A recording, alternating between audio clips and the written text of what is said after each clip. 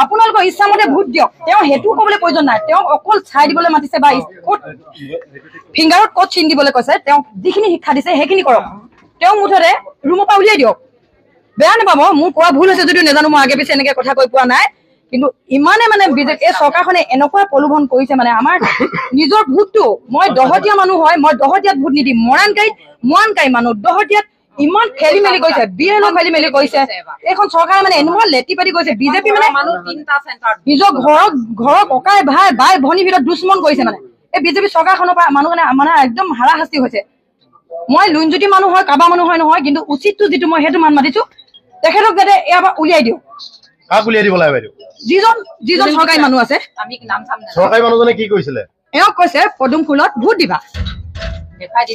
পদুম ফুলত ভোট দিবৰ কাৰণে কোনে আহ্বান জনাইছে পুলিং বিষয়া হয়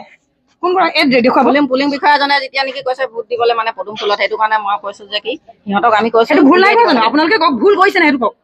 আপোনালোকে কি বিচাৰে এতিয়া আমি বিচাৰিছো তেওঁ যিটো দায়িত্ব লৈ এই চিটটোত বহিছেহি সেই দায়িত্ব কাম কৰক সেইটো দায়িত্ব লৈ কাম কৰি তাত বহক এতিয়া বিচাৰিছো তেওঁ তাৰ পৰা যাতে ওলাই দিয়ে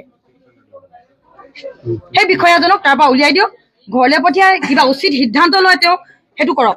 কিন্তু সিটো শাস্তি পাবলগীয়া কাম কৰিলে যেতিয়া সেইটোতো কৰিব লাগিবই